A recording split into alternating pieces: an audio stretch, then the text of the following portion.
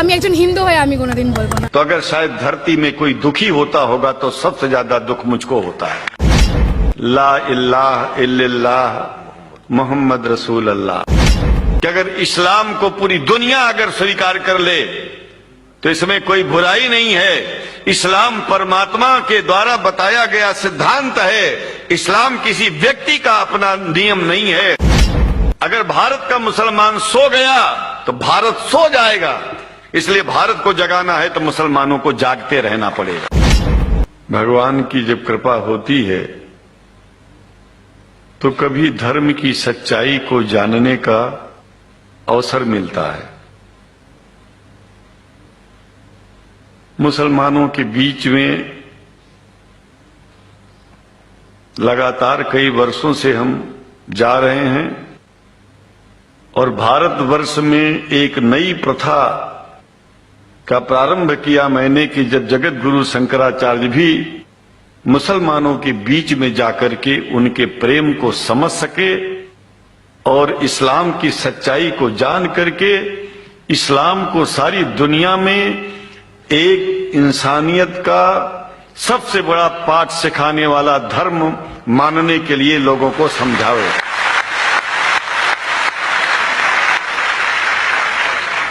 जब लोग इस्लाम को बेदर्द, मुसलमान को बेदर्द, तलवार के जोर पर चलने वाला धर्म बताते हैं तो अगर शायद धरती में कोई दुखी होता होगा तो सबसे ज्यादा दुख मुझको होता है।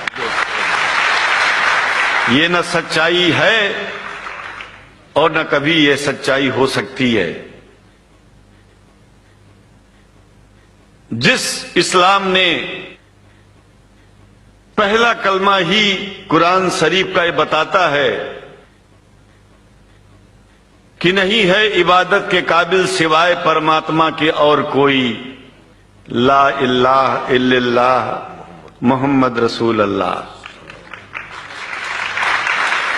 भला आप बताइए, वेदों का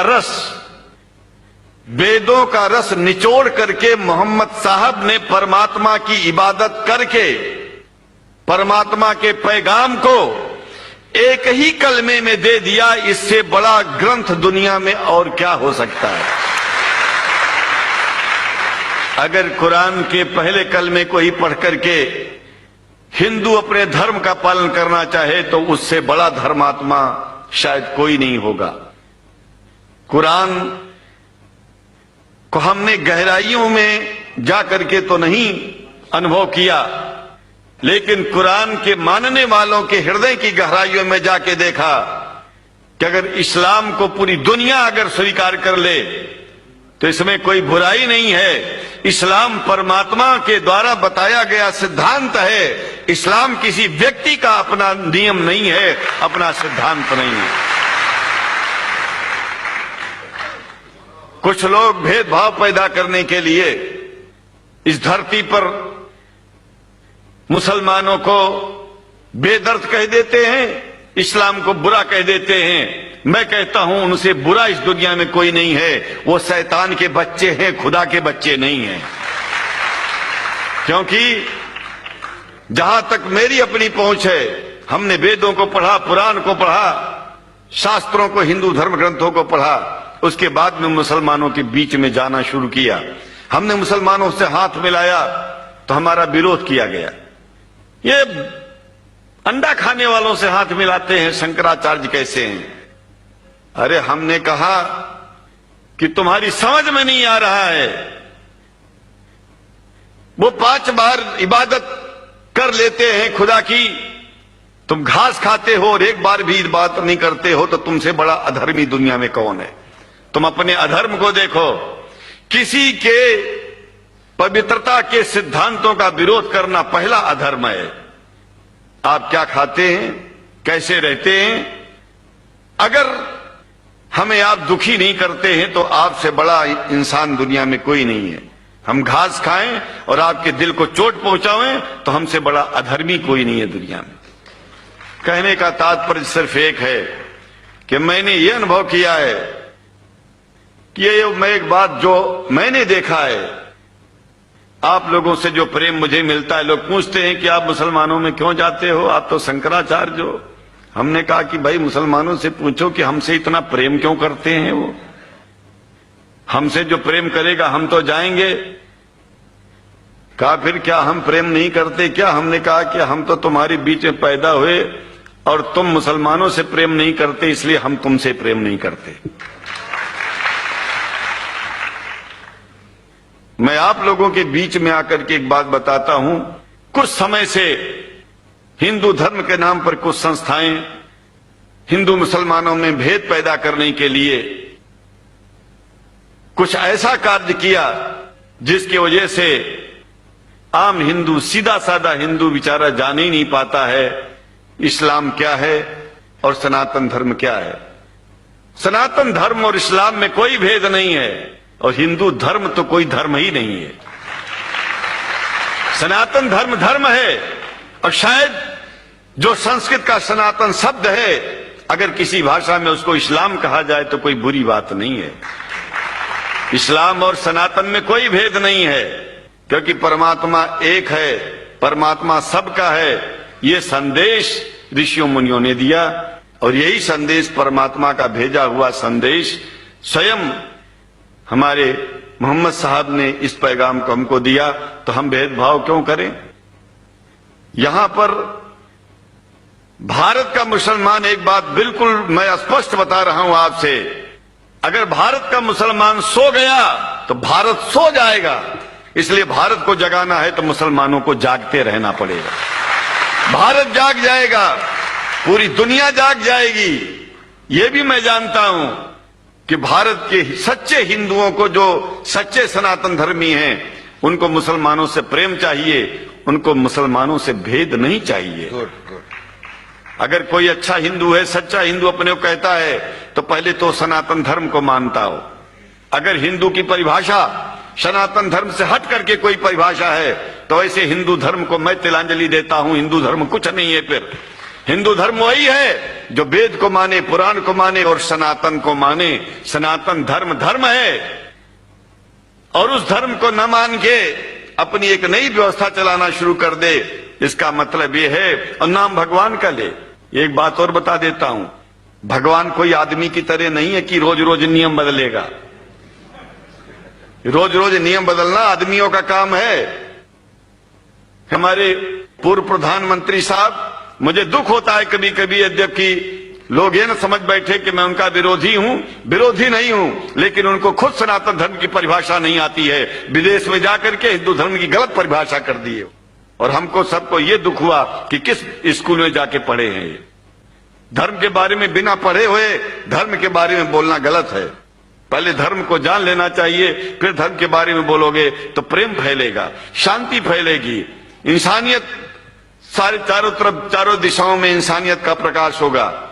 और मैं तो कहता हूं कि अगर शंकराचार्य लोग सब मिलकर के इस विचार में स्थित हो जाएं कि सनातन धर्म वो धर्म है जो इस्लाम से अलग नहीं, इस्लाम वो धर्म है जो सनातन से अलग नहीं, और जो भेद पैदा होता है या राजनीति में होता है, साम दाम दंड भेद, ये राजनीति में है, धर्म में नहीं है। धर्म में है एको ब्रह्म द्वितीयो नास्ति, एकमेव द्वितीयम ब्रह्म ला इलाहा इल्लल्लाह। ये धर्म कहता है, ये धर्म की बात है। इसलिए हम भगवान की आराधना करते हैं, उपासना करते हैं। परमात्मा एक है और परमात्मा बार बार नियम नहीं बदलता कि धरती पर इंसान बदलते जा रहे हैं तो परमात्मा अपना नियम बदलता चला जा रहा है। एक बात याद रखिएगा, जब से शुरुआत हुई होगी और जब तक ये दुनिया रहेगी, ईश्वर का सिद्धांत एक था, एक है, एक ही रहेगा। मानने वाले आपस में भेद पैदा करें तो इसमें उसका कोई दोष नहीं है। दोष तो उन लोगों का है जो लोग भेद पैदा करके प्रतिष्ठा पा चाहते हैं। खास करके इतना जान लीजिए, धर्म भेद को मिटाता है और राजनीति भेद को बढ़ाती है। राजनीति का स्तर केवल राष्ट्र की व्यवस्था तक है और धर्म पूरे विश्व के लिए है। राजनीति से केवल आप देश का हित कर सकते हैं, लेकिन अगर विश्व का हित करना चाहते हैं तो धर्म की आवश्यकता है, और वो धर्म कुरान में स्पष्ट रूप से अच्छी तरह से समझाया गया है, बताया गया है। हमें हिंदी की कुरान भी प्राप्त है, उपलब्ध है, आज अंग्रेजी की भी मिल गई है। और हम तो चाहते हैं कुरान शरीफ सारी दुनिया में अगर इस ग्रंथ को पहुंचाया जाए, और पहुंचाना चाहिए। मैं तो मुसलमानों से एक जरूर बात कहूंगा कि आप लोग एक चीज का ध्यान दें, आपके पड़ोस में जिस भी भाषा को जानने वाला व्यक्ति रहता हो, जिस भी भाषा को, कोशिश कीजिए कि आप इस कुरान जैसे पवित्र ग्रंथ को उसको उसकी भाषा में पहुंचाइए। और मेरी समझ में सारी दुनिया में एक कुरान पहुंचेगा तो सारी दुनिया में शांति होगी, सारी दुनिया में अमन होगा, और सारी दुनिया में ऐसे ही इतने प्रेमियों के बीच में शंकराचार्य को पहुंचने में और बोलने में कोई दिक्कत नहीं होगी, संकोच नहीं होगा। आप लोग भी निडर हो जाइए, आप लोग भी संकोच छोड़िए। हम जानते हैं कभी कभी संकोच में, कभी कभी इस देश के कुछ जो फिरका परस्त लोग हैं उनकी उल्टी सीधी योजनाओं में हम लोग एक दूसरे से मिल नहीं पाते। हम हाथ पसारे हुए आपके सामने खड़े हैं, आए हैं, हम आपको गले से लगा रहे हैं, लगाते हैं, दिल भी मिलाएंगे, गला भी मिलाएंगे, और जरूरत पड़ गई तो आप लोगों के लिए दिल कटाने की और सिर कटाने की जरूरत पड़ जाए तो इस्लाम के लिए शंकराचार्य आपका साथ देगा। क्योंकि शंकराचार्य जानते हैं इस्लाम धोखा नहीं है, शंकराचार्य जानते हैं इस्लाम बर्बादी का रास्ता नहीं है। शंकराचार्य को पता है कि जो वेद में लिखा है वही कुरान में लिखा है, इसलिए हमारा धर्म नहीं छूटेगा, हमारा धर्म और आगे बढ़ेगा। अगर हम मुसलमानों को अपना सगा मानते हैं तो मुसलमान परमात्मा का बनाया है, आदमी का नहीं। हिंदू जो अपने को कहते हैं वो भी जान लें कि वो परमात्मा के बनाए हैं, तो मुसलमानों से भेदभाव करना बंद कर दें और हमारी तरह सबसे प्रेम करें। डॉक्टर लखनऊ साहब, देखिए मैं अपरिचित था, जानता नहीं था, और मैं बड़ा प्रसन्न हूं कि वो समय निकाले और यहाँ आए। उनको तो मैं धन्यवाद क्या दूं, मैं तो ये चाहूंगा कि परमात्मा उनको शक्ति दे कि हम लोगों को सबको ऐसे ही सुंदर दिव्य बड़ी सभाओं में संबोधित करते हुए और हम लोगों के ऊपर वो स्वयं कृपा बनाए रखें और हम उनके साथ रहेंगे, जहां भी जरूरत होगी सदा जीवन में उनका साथ देते रहेंगे। इन्हीं शब्दों के साथ जीवन में अब जब भी याद करेंगे, जब तक मेरा शरीर है, हम आपकी सभाओं में आते रहेंगे। ओम शांति शांति शांति।